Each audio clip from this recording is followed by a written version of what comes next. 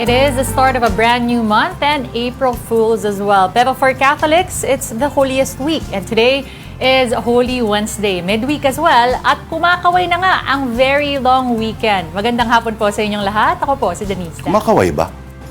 Saan? Andyan lang sa tabi-tabi. Naman eh. Ini April Fools mo yata ako eh. Lord De Vera naman po ang aking pangalan. Ngayon ay araw ng April Fool. Pero alam natin mga Pinoy, ang mga leader natin ay hindi marunong mag-rule. Sa panahon ng krisis, under pressure, they are so uncool. Lalo na pag pinepeke mo kasi natapos mo sa school. Yung 2022 na binoto ninyo, yung ulirang ama at asawa. Sarap mag-swimming pool, mainit. Simulan na natin ang programa na nakaka-excite. Ito na po ang Afternoon Delight.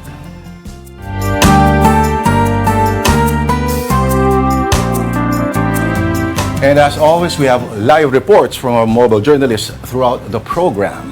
Fatima Baduria is checking food establishments as LPG gets more expensive today. Para naman sa Holy Week break coverage, nasa NAIA si Arles de los Santos, nasa PTEC si Evan Tarinque, Cubao Bus Terminal naman si Amy Atienza at sa NLEX naman si Francis Rivera. And we're also doing the traditional Visita Iglesia on air. We have mobile journalist Jazz Paredes, Yeda Pascual, Daniel Dayaw, and Marymon Reyes in different churches in Manila and Parañaque. Kaya umpisahan natin sa isang napakasakit na katotohanan ngayong Miyerkules Santo. LPG naman ang taas presyo. Nasurpresa pa ba kayo? Magbabalita live ang ating mobile journal, It Rhymes, Fatima Baduria. Fatima, okay, nasan ka ngayon? At magkano na ang presyo ng isang tangke ng liquefied petroleum gas? Lord Denise, nandito ako ngayon sa Mandaluyong at kanina nga nagtingin-tingin ako sa mga tindahan ng LPG at hindi nga April Fools. Lord, talagang 20 pesos ang itinaas sa kada kilo ng liquefied petroleum gas o LPG. So ngayon, no, yung isang tangke o 11 kilos ng LPG, dating 1,334 pesos, ngayon 1,564 pesos na. Yung 7 kilos naman, 1,012 pesos na ngayon. Eh kung dati ay nabibilihan ng 872 pesos, tapos yung 2.7 kilos naman, dating 357 pesos, ngayon 411 pesos na. Alinsunod daw ito sa itinakdang international contract price no para sa LPG ngayong buwan. So dahil nagtaas yung contract price, at bukod pa dyan, yung shipping cost din ay tumataas. So talagang apektado yung presyohan ng LPG dito, Lord. Okay, Fatima, ano naman ang sentimiento ng mga karinderya owners tungkol dun sa pagtataas ng presyo ng LPG at paano sila mag-a-adjust? Denise, yun na nga no, ang ikinababahala nila dahil dagdag talaga sa gastusin nila. Bukod dun sa mga bilihin nila na mga pagkain, tapos magbabayad pa sila ng renta, yung tubig, kuryente, pagpapasahod pa dun sa mga staff nila, no? Dagdag pa yung pagmamahal nitong LPG. At yung mga nakausap ko nga din, sabi nila sa isang araw ay nakakaubos sila ng isang tangke. So, magkano yun? Nasa 1,500 na higit na eh. So, yun ang talagang ikinababahala nila din. So, ibig sabihin ba nito, Fatima, tataas din yung presyo ng mga ulam? O sila ba ay mag-a-adjust sa pamamagitan ng pagbabawas ng serving portions, halimbawa? Lord, yun na nga ang hindi nila may iwasan. No? Nagbabalak na raw talaga sila na magtaas ng presyo sa ulam. Yung mga nakausap ko ay mga nasa 5 pesos daw yung idadagdag nila per ulam. No? So, yung mga tinda raw kasi nila, mga nasa 40 pesos to 70 pesos yung ulam, depende yan kulay o kaya kung yung mga karne, no? 5 pesos daw yung posible nilang idagdag dyan. Although, ayun nga, natanong ko nga rin, paano kung may mga magreklamong mga customer nila, ang sabi naman nila, didiskartihan na lang daw nila na 1 or 2 weeks bago sila mag-angat ng presyo ay abisuhan na nila, no, na magtataas kami ng presyo para daw hindi magulat at baka mamaya ay lumayo pa yung loob sa kanila. Alright. May inaasahan pa ba na taas presyo ng LPG sa mga susunod na linggo, Fatima? Parang itong nangyayari ngayon. unfortunately, Lord, no, meron pa rin tayong inaasahan dahil nag-abiso na yung mga nasa LPG industry na may maaasahan pa tayong price hike.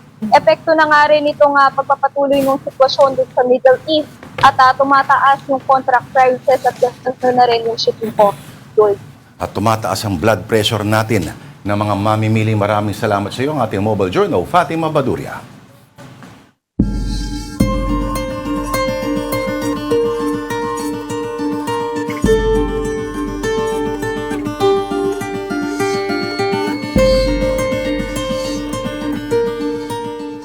There's heightened security at the Parañaque Integrated Terminal Exchange or PTEX. Yan ay dahil sa inaasahang dagsa ng mga pasahero ngayong Miyerkules Santo. Alamin natin ang latest mula sa ating mobile journal na ilang araw na po nagmamanman doon ng atin si Evan Tarinque. Evan, okay.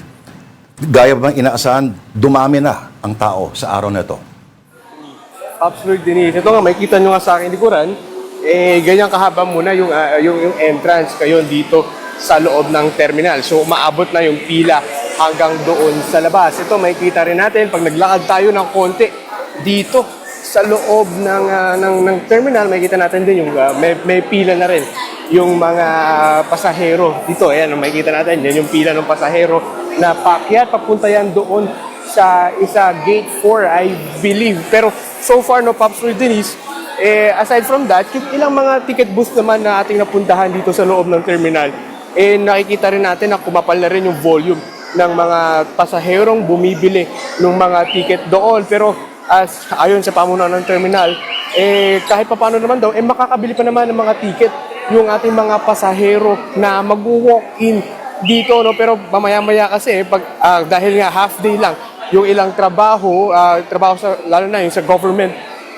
agencies, baka mas kumapal pa raw yung mga pasahero dito pagdating ng hapon at hanggang mamayang gabi. Pops Sir Denise. Ivan, balikan ko lang mabilis yung pila na ipinakita mo. Yan ba ay pila sa sobrang daming tao talaga or may additional security pa ba sa taas? Ito kasi, Denise, itong pilang to, actually nasa baba lang yung gate nung pila ng mga tao to. Pero tignan nyo, mabilis kasi yung pila, so makita nyo ngayon, halos wala na kagad, no? Okay. So ganyan yung nagiging siste kasi dito sa loob ng terminal, Denise, no? Medyo may pagkahaba yung pila, pero sa oras kasi na makasakay na sila doon sa mga bus na dumarating, mabilis naman na eradicate yung pila. Pero in terms of security kasi, Denise, no, talagang mahigpit dito, no? Kanina nga, nag-ikot nga si NCRPO Police Major General Anthony Aberin dito sa loob ng terminal, at ayon nga sa kanya, so far so good naman daw yung kanilang pagmomonitor. At tinanong nga natin kung meron bang mga threat sa kaligtasan ng mga pasahero. So far naman daw, wala silang namomonitor na ganyan ngayon. Denise? Alright. So, ang mga tickets, Ivan, mukhang okay pa naman. Pero pansin mo ba, mas nabawasan compared sa mga nakaraang buwan o taon? Alam mo, Pops Roy, no, based dun sa statistics na nakuha natin, no, actually mas marami yung mga pasahero ngayon, no, kung I believe kanina kasi umabot na sa 100,000 to before 12 noon, no. So on average kasi nasa 150 to 160 yung passengers. So at tanghali pa lang lagpas na doon sa kalahati ng daily average yan. And kung i-compare nga natin last year, talagang mas marami yung pasahero ngayon. Pero maya-maya pa kasi since yun nga karamihan ng mga trabaho tuloy-tuloy pa, mamaya-maya itong pasilong ito for sure punuan na iyan. Pero yun nga, Pops Roy Denise, siyempre yung mga kapatid natin, pinaalalahanan sila, siyempre yung mga mag-walk-in dito, magdala ng konting na pasensya dahil yun nga, baka medyo mahab or matagal-tagal yung kanilang pilahin, makakuha lang ng mga kanilang ticket. Pero sigurado naman daw na merong available mga tickets dahil kanina, dun sa latest na data na nakuha natin is around 60% lang ng mga bus, lalo na yung pabiyahing Bicol, yung fully booked. So far, maraming ticket at available pa sa mga oras na ito yan. Pasensya, ang tanging commodity na hindi tumataas ang presyo, hindi affected ng inflation. So far naman, Evan, wala naman mga medyo untoward mga insidente nangyari dyan. Tama ka dyan, Pops Roy. Dito nga sa ating pag-iikot kanina, syempre, sinamahan na rin natin mag-ikot itong PNP, parang pati yung OTS, yung Office for transportation security.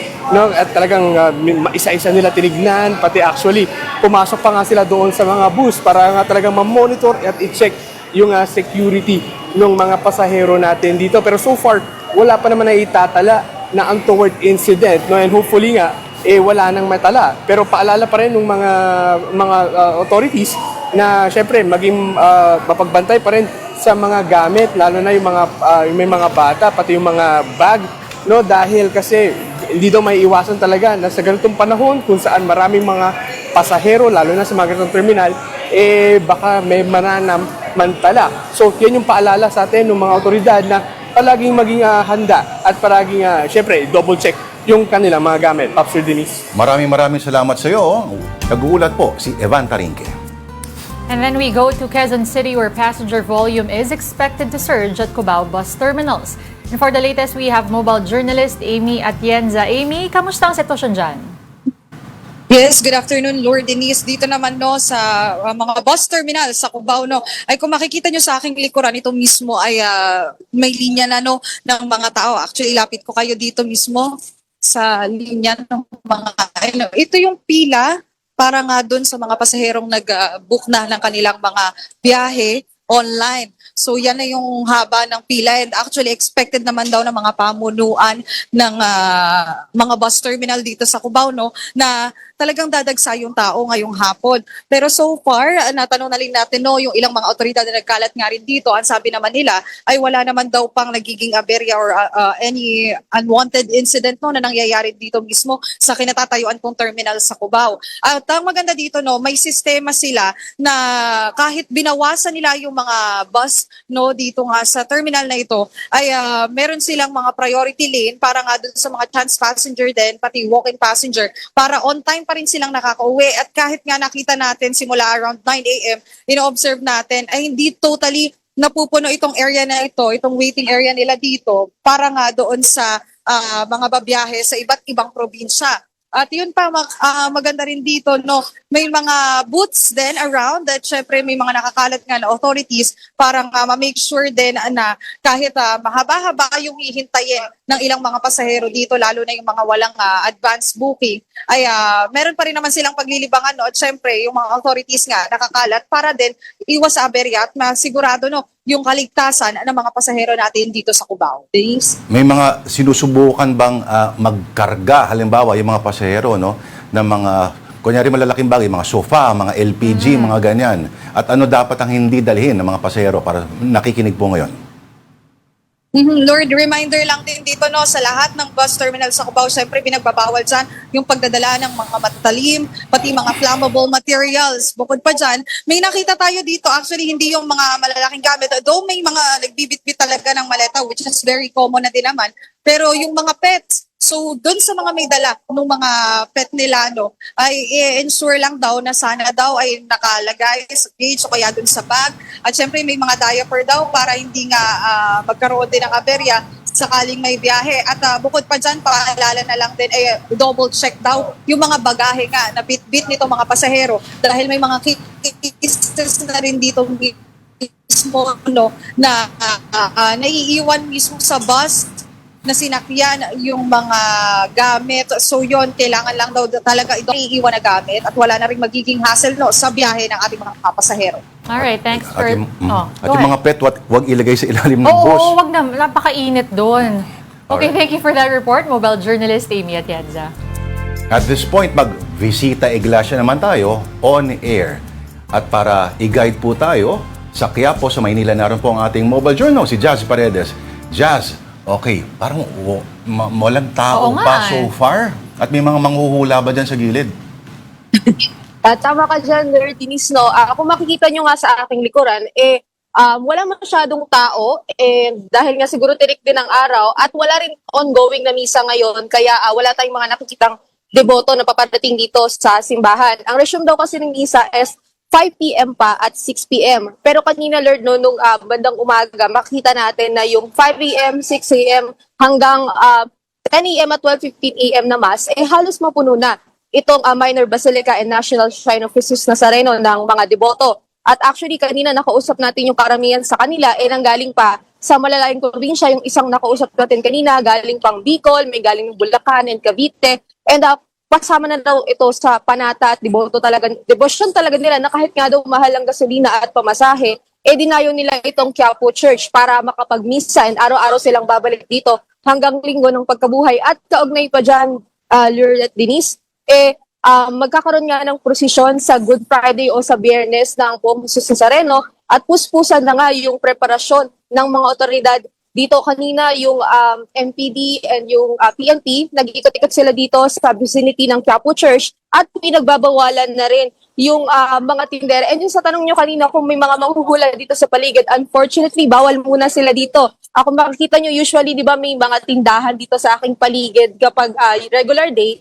Pero sa ngayon ay pinagbawalan muna silang mag-set up ng kanilang mga stall at tindahan. At particular sa Carlos Palanca, sa Plaza San Juan, Villalobos at Plaza Miranda hanggang linggo yan dahil nga para maiwasan yung obstruction sa prosesyon at para na rin magkaroon pa ng mas malawak na espasyo sa selebrasyon ng Semana Santa. And right now, ang nasa gitna natin ay itong entablado na dito magkakaroon mamaya nung ilapit ko lang kayo ng onte, medyo malayo tayo. And this, ayan. Etong entablado na ito na nasa likuran ko, Lord and Denise, mamaya magkakaroon ng pagtatanghal ng sinakulo na ang title ay Adios, hatid yan ng Parish Youth Ministry. So abangan natin yan mamaya. Pero so far, puspusan talaga yung kanilang preparasyon. Kanina nga may flushing operations din, so puspusan din yung paglilinis para daw malinis at mabango yung mga bangketa ahead or in preparation ng Holy Week at prosesyon.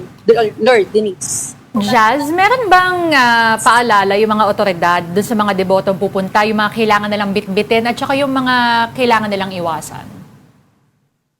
Sa ngayon, Denise, tinanong natin kung meron ba tayong mga pinagbabawal o meron bang mga kailangan silang ipaalala. Unang-una daw dyan ay yung pagdating doon sa traffic, sa pagdadala ng sasakyan. Dahil nga meron tayong road closure na magsisimula bukas ng gabi, 7 p.m. At dahil nga yung sa posisyon, in preparation yan, ang bili nila, makinig daw doon sa tamang parking space na iaalat para doon sa mga nilang sasakyan na magpa-participate sa posisyon para maiwasan nga yung obstruction and syempre mag-antabay din daw doon sa mga road closures, alternative routes. And sa ngayon, hindi pa natin makumpirma kung kagaya ba last year, magkakaroon dito nung parang kung saan na-detect kung ano ba yung mga bit-bit nila. Pero ang nakuha natin na information so far, magkakaroon dito ng scanner dito sa part na ito para ma-detect pa kasi bawal nga yung pagdadala ng matutulis na bagay, flammable materials at para nga yan sa safety ng ating mga deboto bukas. Pero sa ngayon, antabayan na natin kung ano pa yung kanilang mga bibilin pero mag-antabay lamang daw kung ano pa yung mga kailangan at hindi kailangan bitbitin sa mga makikiisa sa prosesyon. Denise. Sana wag abutin ng 33 hours bago makabalik simbahan. Maraming salamat sa ating mobile journal, Jazz Paredes. Now let's head on over to a couple of premier Visita Iglesia destinations. Si mobile journalist Marimon Reyes dinalaw ang kambal na simbahan ng Sampaloc. Okay, Marimon, ano mga nakita mo dyan? Lord Denise, good afternoon. Nakatayo ako dito sa National Shrine and Parish of Our Lady of Loreto sa Sampaloc, Maynila. Pero kaya natatawag na may kambal na simbahan dito kasi sa tapat lang o katabi nito ay yung Saint Anthony of Padua Shrine. Kaya para sa mga pumupunta sa lugar na to, para sa kanilang bisita iglesia, mabilis agad sila makapagbawas doon sa checklist nila kasi magkatabi agad itong dalawang simbahan. Doon pwede nang maglakad papuntang Menjola para naman sa San Miguel Church o kaya naman sa San Sebastian, tapos pwede nang dumiretso ng Paquiapo o kaya pa Intramuros. And ang napansin natin simula kanina umaga hanggang sa oras na ito, marami na ang pumupunta sa mga simbahan na ito para gawing advance na yung kanilang bisita iglesia. Nakausap natin, for example, ang magkaibigan na nearly 8 years old na itong si Evelyn at saka si Dolores galing sa Quezon City at Pasig City. Ang sabi nila, 40 years. So 4 decades na nilang ginagawa itong pagbibisita iglesia na silang dalawang magkaibigan talaga ang tradisyon nila. And ang ginawa nga lang nila for this year, inagahan nila imbis na bukas, Huwebes Santo, dahil ang concern nila, number 1, init ng panahon, number 2, yung pagdagsa ng mga tao, so lalong pagkasiksikan daw, medyo may katandaan na sila, so iniisip nila yung sarili nila, yung paggalaw nila. At number 3, yung posibleng pahirapan daw sa pagbiyahe o may masakyan na pauwi. Kasi imbis na iniisip lang nila yung init ng panahon tulad init ng araw, tirik ng araw, tulad ng mga lumipas na taon. Ngayon daw kasi nararamdaman na nila na medyo nagkakaroon na rin ng pagkadalang sa maaari nilang masakyan. Pero ang sinasabi rin naman nila dito, sa bawat taon na ginagawa nila ito, iisa lang naman ang kanilang pinagdarasal, ang kapayapaan daw ng bansa, ng mundo, at yung kaayusan nito, lalong-lalo na sa girian sa Middle East, na maraming tao at mga sektor ang naapektuhan. Mamayang gabi naman, 7 o'clock p.m., 6 p.m. meron munang banal na misa na gagawin dito, 7 o'clock p.m. magkakaroon naman ng sinakulo, and joint ito, kumbaga lahat ng mga churchgoers from both St. Anthony tsaka dito sa Our Lady of Loreto, magkikita-kita dito sa labas. Medyo di natin, ayan, dyan sa labas, kasi magkakaroon ng joint na sinakulo. Malaki-laking sinakulo ito. And ang sinasabi sa atin ng teatro ng Our Lady of Loreto, modern issues din daw ang matatalakay nito. At yung magiging refleksyon nito, sana raw makatawid daw sa mga manonood. At bukas, sa mga susunod na araw, yun na inaasahan talaga natin yung totoong pagpupunta na for Visita Iglesia. By Friday, yung Stations of the Cross. Kaya naman ang paalala ng mga pamunuan ng simbahan dito, wag na wag daw kakalimutan na magdala. Bukod sa dasalin, yung panangga sa init, panyo, tuwalya, pamaypay, lalong-lalo na ang tubig. Yan muna ang latest mula dito. Balik sa inyo. Alright, pagdasal mo na lang yung mga senador natin na sana maliwanagan silang lahat. Ang ating mobile journal, Mary Mon Reyes. At marami pang mga mojo or mga mobile journalists ang nasa iba't ibang panig po ng Metro Manila. Ang kanilang mga ulat, maririnig natin maya-maya lang sa pagbabalik po ng Afternoon Delight. Tutok lang po sa One News.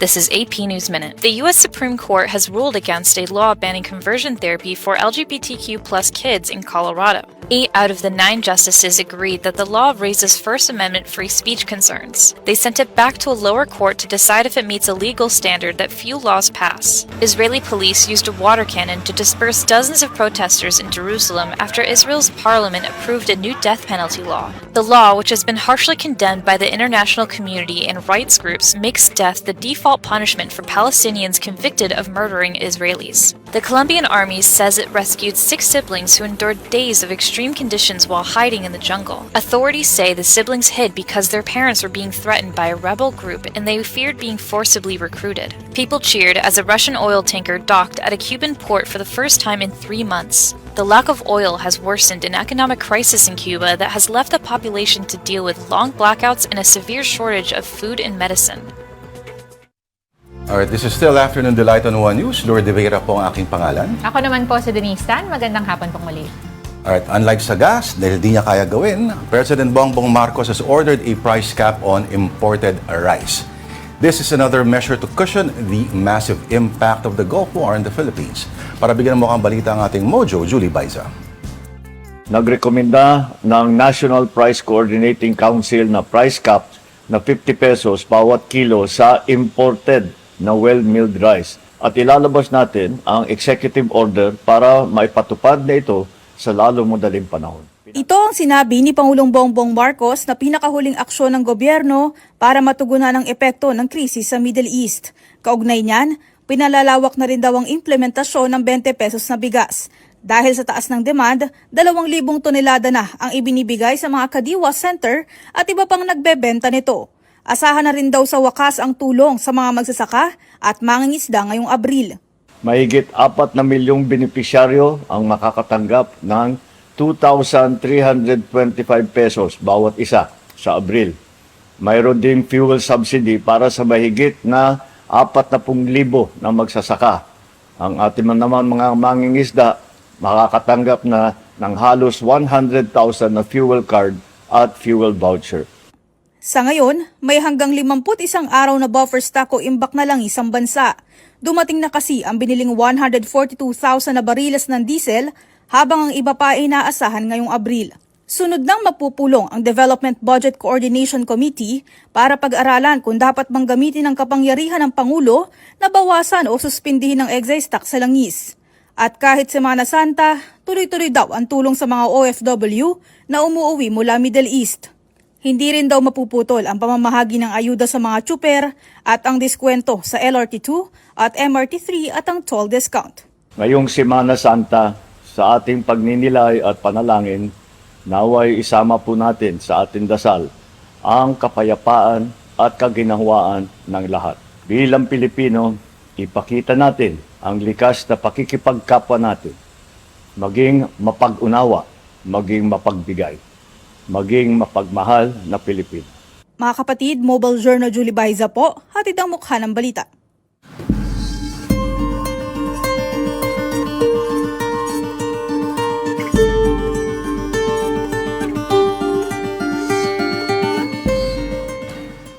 And more passengers are taking advantage of the extended Lenten break and flying out of NAIA despite rising charges.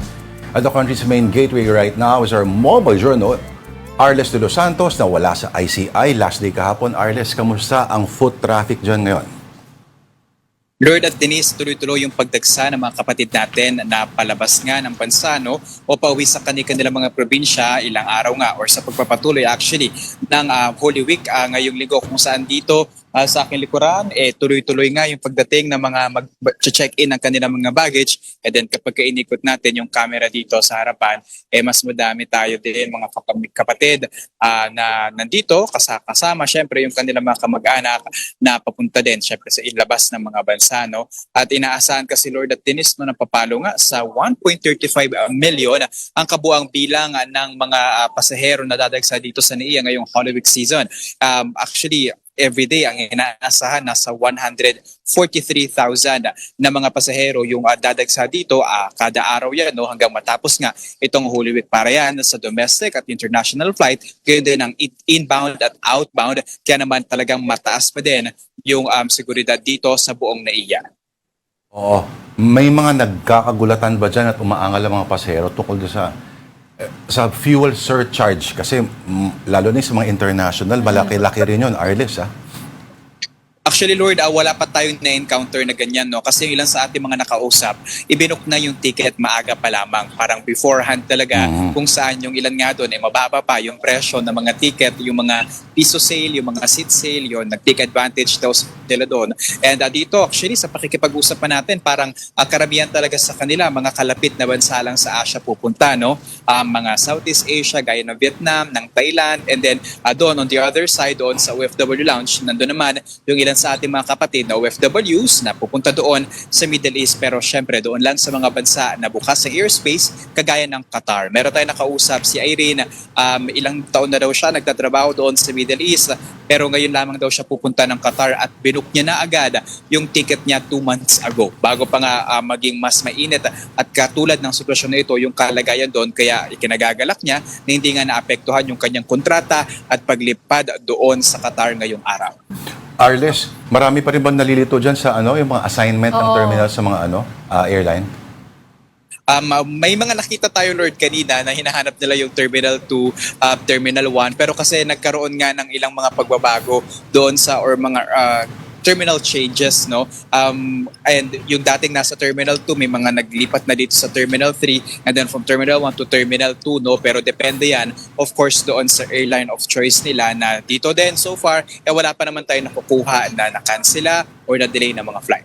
Pero Arles, ano ulit yung assistance na ibinibigay dyan sa mga terminals? Kasi hindi madaling lumipat-lipat, Denise, actually dito merong libreng parang shuttle service from Terminal 3 to Terminal 2 or Terminal 2 vice versa, basta paikot sa Terminals 1, 2, and 3 para nga masigurado na hindi rin mahihirapan yung ating mga kapatid na magpapalipat-lipat or papunta sa tamang terminal na kanilang pupuntahan. Meron ding assistance of course para nga doon sa mga foreigner at mga local travelers natin na kailangan naman mag-book ng kanilang mga transport network vehicle services para makapunta sa kanilang mga hotel. Sorry, meron bang schedule yon? Every 30 minutes, every hour, gaano kadalas? Sa experience natin, Denise, parang basta makapuno yung bus, no, pwede nang umalis yon. Minsan nga hindi pa nga puno, pero sa tansya ko, may experience parang nasa 7 to 10 minutes umaalis na yung bus. Minsan nga parang 2 or 3 lang kayo sa loob, pero kailangan na talagang umalis. And mas madami yung ganong situation na magpapalipat-lipat ng terminal kapag ka nasa terminal 2 ka and arrival ka, no. So other than that naman, smooth naman yung paglilipat-lipat dito ng terminal. Ikaw ba'y nasa Terminal 2, Arles? Actually, Mukhang Lord, the yan. Terminal 3 ito. 3, oo. Departure, both local and international.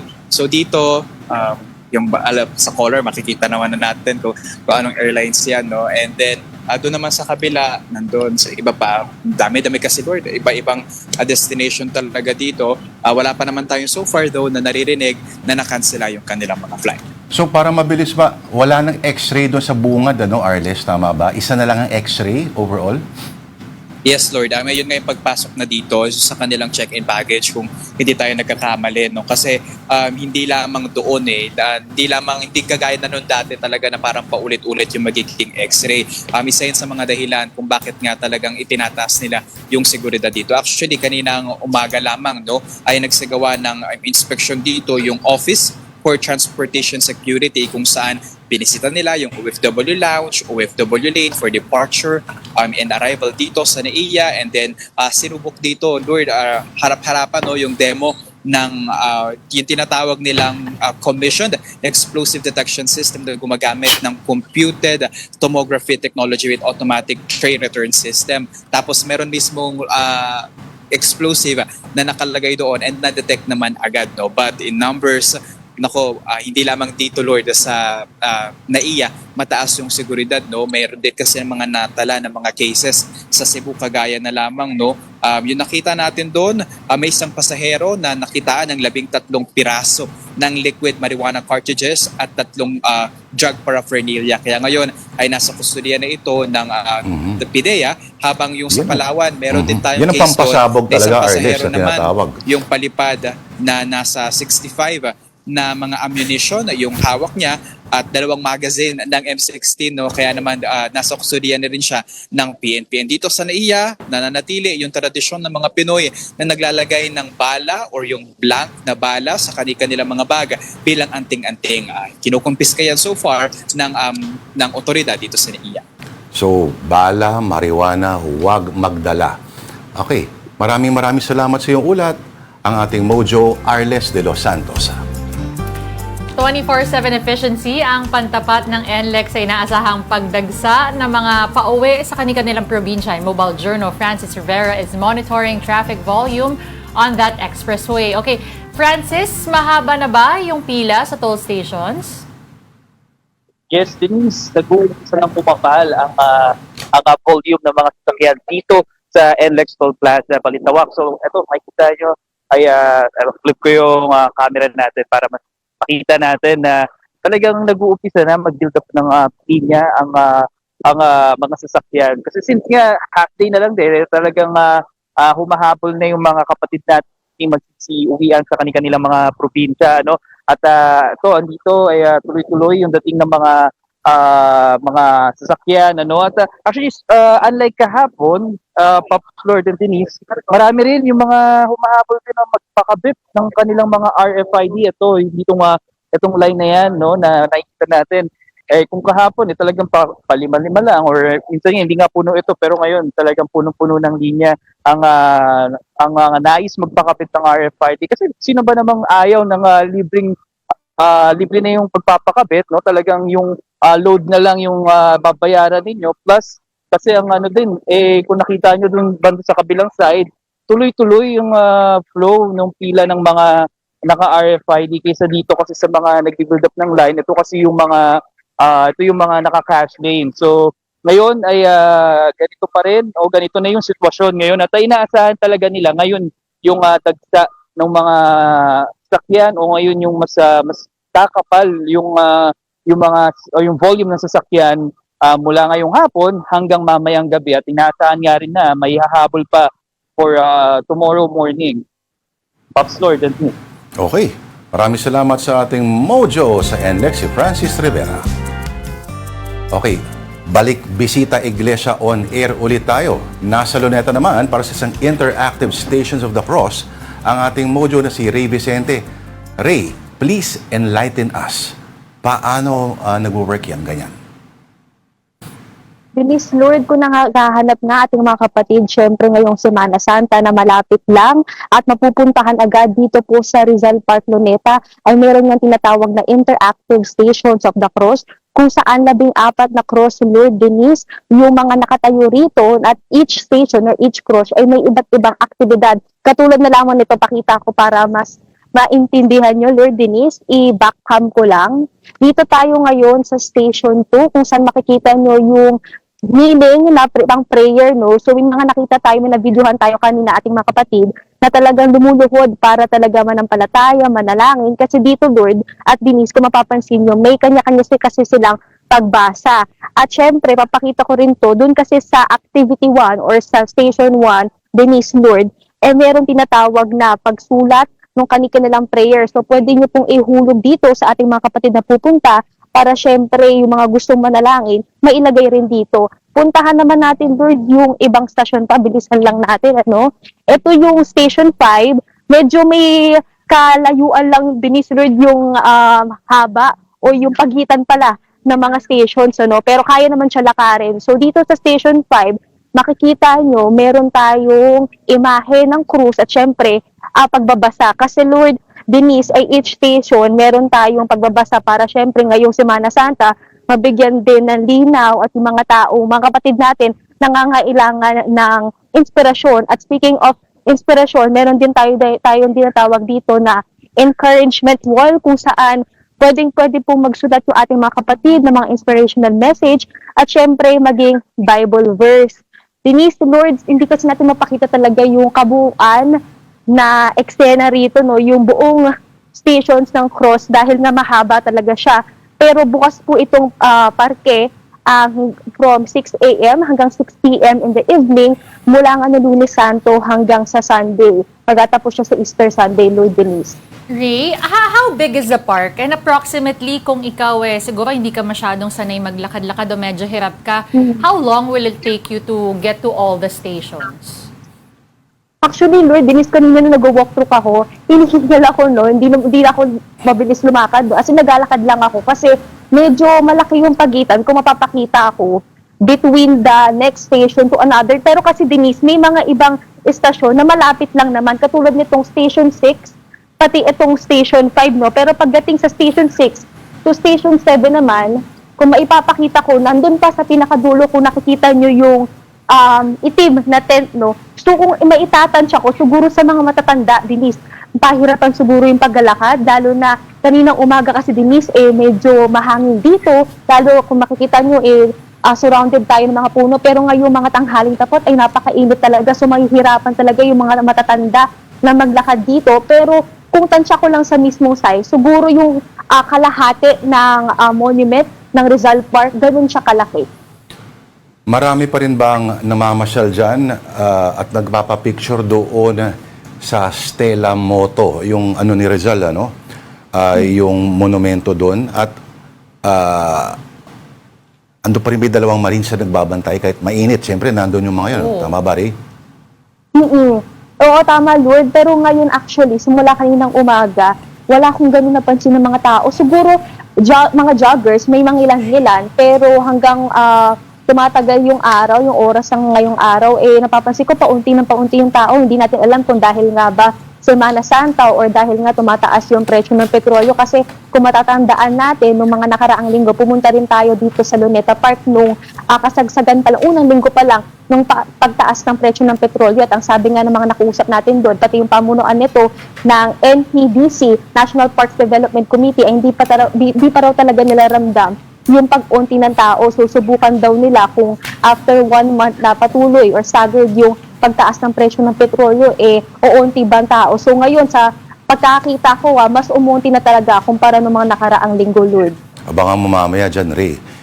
Or sa Biyernes Santo, kung nandyan yung mga nakaputi, no?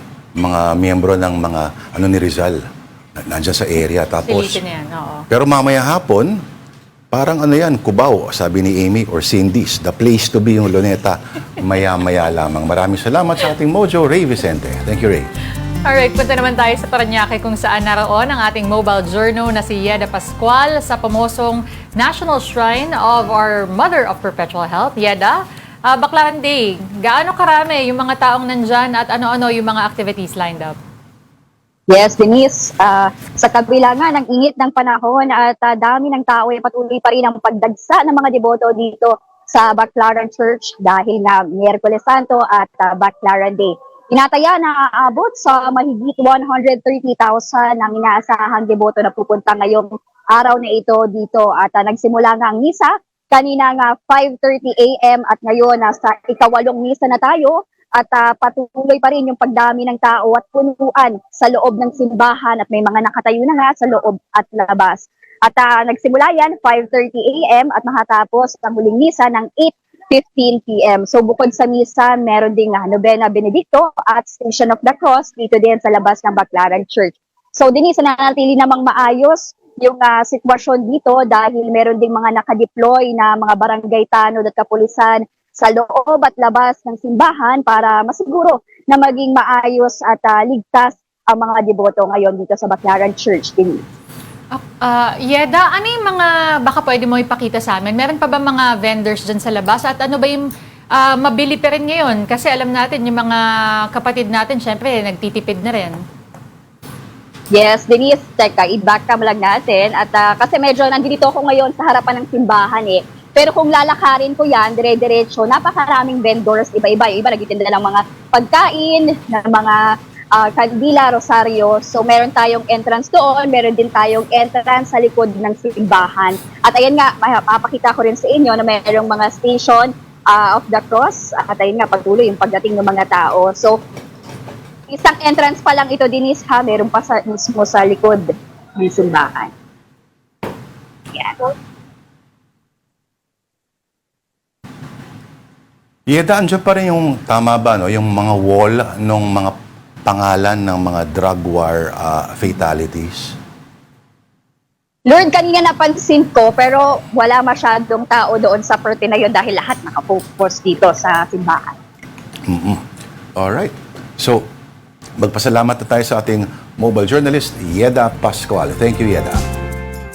Dako naman tayo sa Intramuros. Nasa Manila Cathedral naman ang ating mojo na mukhang nasa Ecclesiastical Beat, si Daniel Dayaw. Daniel, kamusta ang sitwasyon ngayon dyan?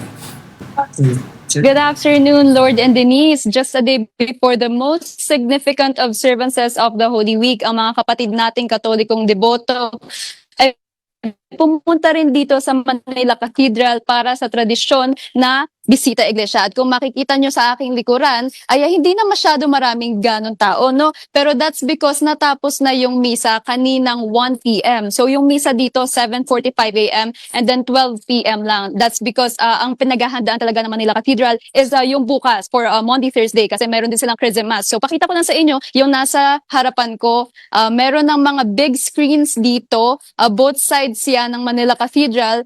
That's because yung mga priest dito ng Archdiocese of Manila ay magpupunta dito para mag-renew ng kanilang vow. And it's expected na maraming deboto din ang makikilahok para dito. At aside from that, no, Lord and Denise, I got to talk to some of the people here or the devotees here and talagang dinadayo nila ang Stations of the Cross para dito because we have designated spaces for here. So katulad na lang ng aking nasa kanan, no, this is the stations 1 to 7 and ang nasa kaliwa ko naman ay stations 8 to 14. And aside from that, meron din tayong confessions room na nagbukas kaninang 9 a.m. up to 4 p.m. So Lord and Denise, kung tatanungin ninyo, meron din ako mga na-interview kanina na sabi ko, nahirapan po ba kayong pumunta dito because of the oil price hike? And kumpara sa mga na-interview ko kahapon na willing to sacrifice ang kanilang budget, ang mga nakausap ko naman ngayon ay pumunta talaga dito sa Intramuros para kumpletuhin ang kanilang bisita iglesia because as you all know, Lord and Denise, no, maraming churches dito sa Intramuros. So isa-isahin ko lang sa inyo, hindi lang po Manila Cathedral ang meron ditong San Agustin Church, Our Lady of Guadalupe Shrine, Letran Chapel, Sacred Heart of Jesus Chapel, Santa Rita Chapel, Father George William Knights of Columbus, Chapel of Jesus the Divine teachers. So yun yung mga chapel and churches na meron dito. And if you're going to ask for security, of course, meron ditong security na nagra-round sa Manila Cathedral, inside and then outside. Pero still, pinapaalalahanan pa rin nila na mag-ingat ang mga deboto at turistang pupunta dito. And maisingit ko na lang sa turista, no, open ang tourist spot ng Intramuros even though Holy Week. Oo, yung mga security dyan. Hindi basta-basta yung mga yan. Mga Guardia Civil. Oh, may ikakasal ba? May nakaschedule bang ikasal ngayon dyan? Nakita mo ba, Daniel?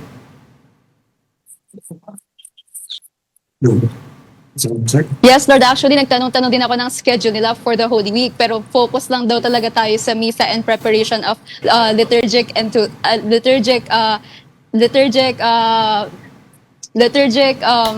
misa na gaganapin for the rest of the Holy Week, Lord.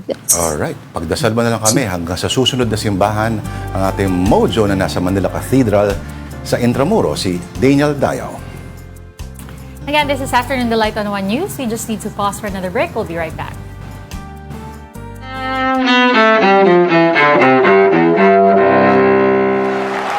April 1st, 2001.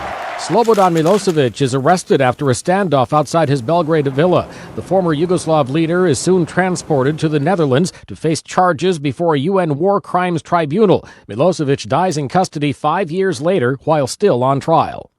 1945.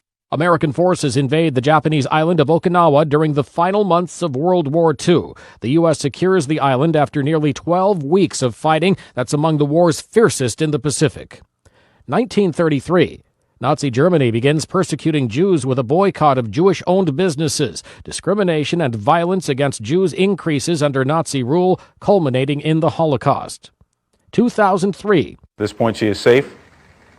She's been retrieved, and some brave souls put their lives on the line to make this happen.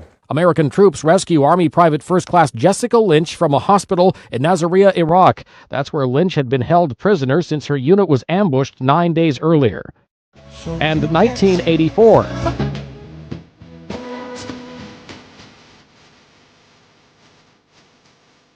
Soul singer Marvin Gaye is shot to death by his father in Los Angeles. He was 45 years old. Today in history, April 1st, Mike Gracia, The Associated Press.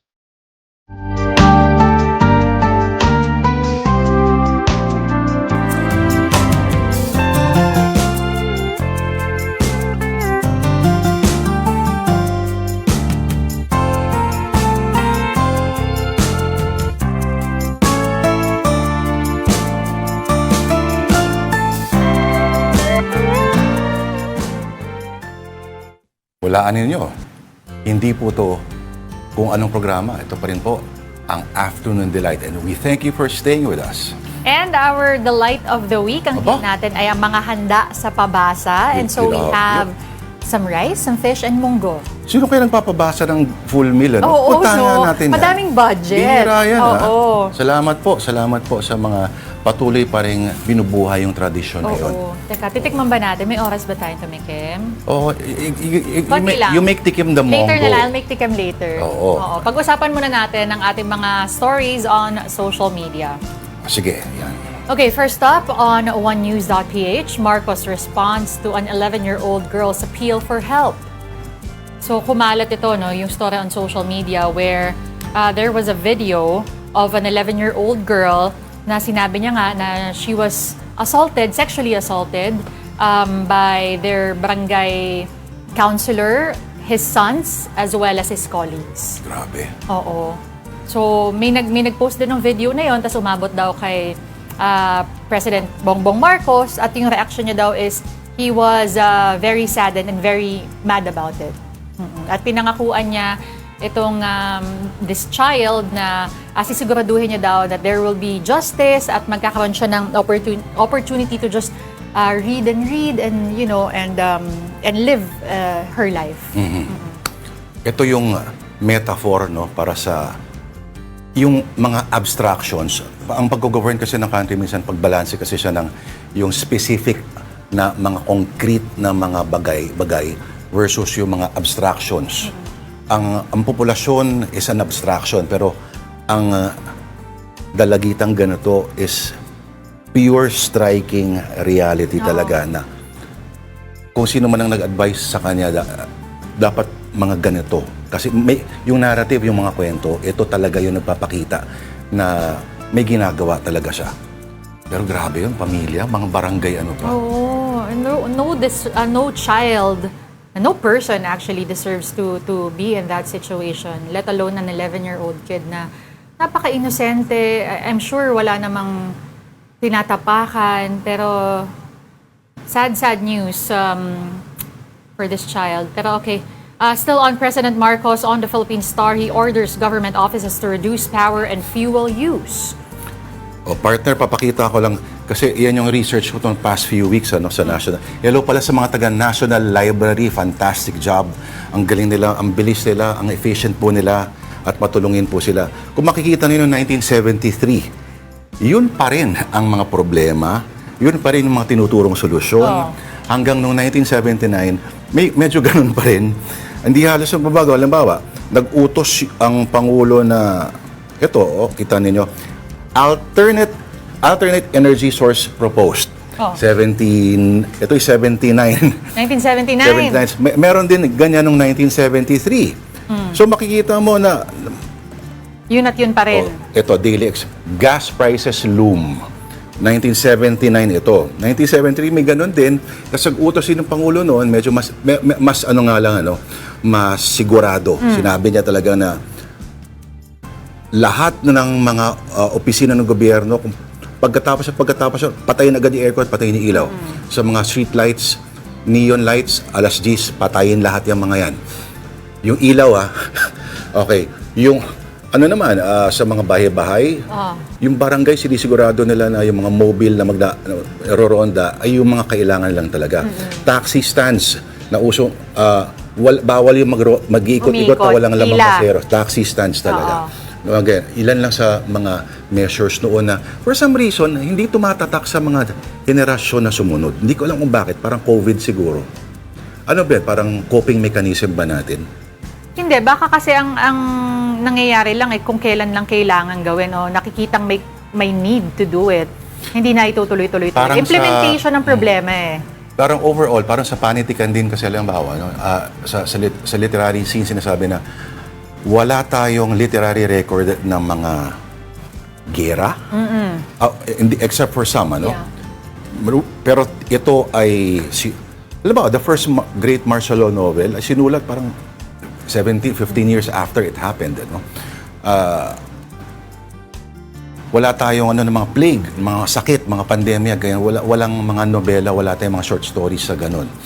So, mahabang usapin ito. Ito yung pinag-debatehan sa mga literary circles. Kaya lasing ang mga tao pagkatapos. Still on energy conservation, a Thai newscast did this. Watch. Can see that the government is encouraging the public to save energy.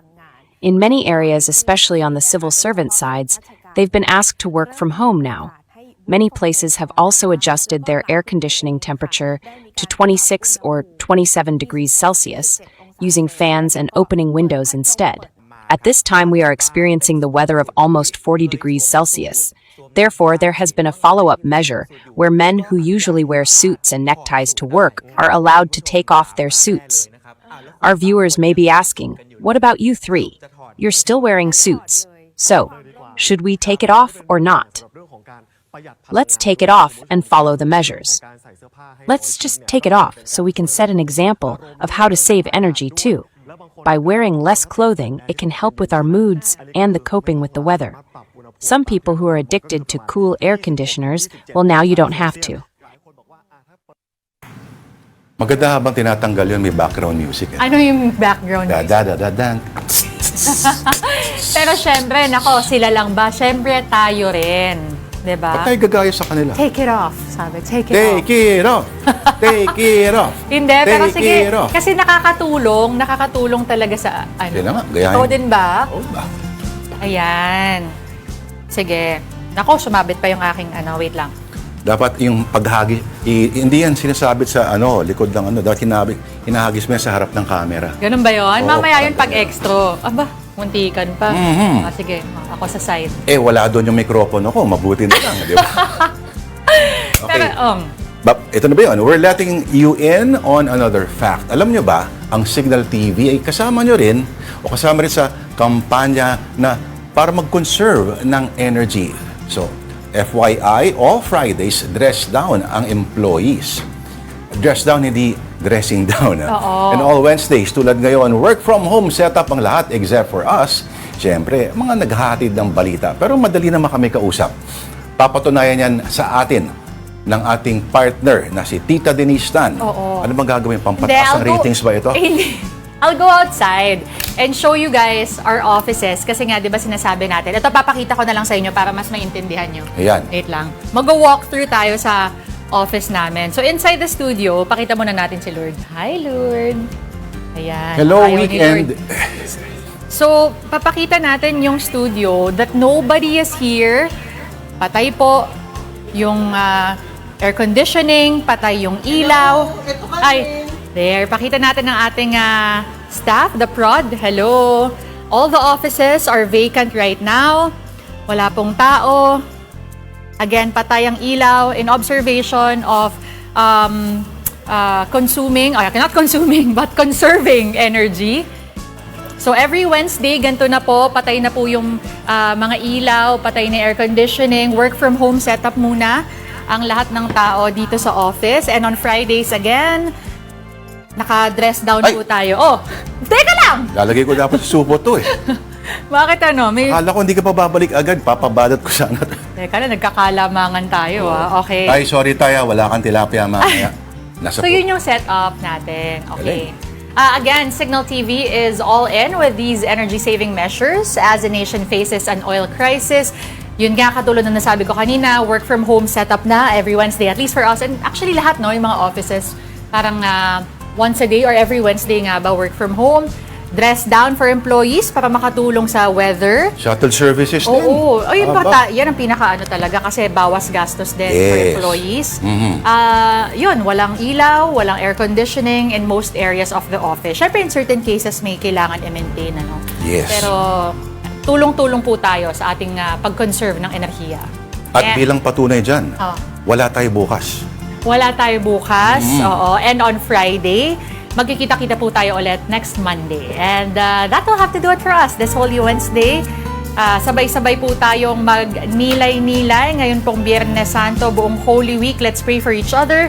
Let's pray for our country. Ako po, si Denise Tan. Alright, Horacio Emperata para kay Donald Trump. Ako naman si Lord de Vera. Kita-kits ulit sa Lunes, alas 12:00 kapatid. We are one news, all sides, all the time. Naway maging makubulahan ang inyong Semana Santa. Have a delightful afternoon.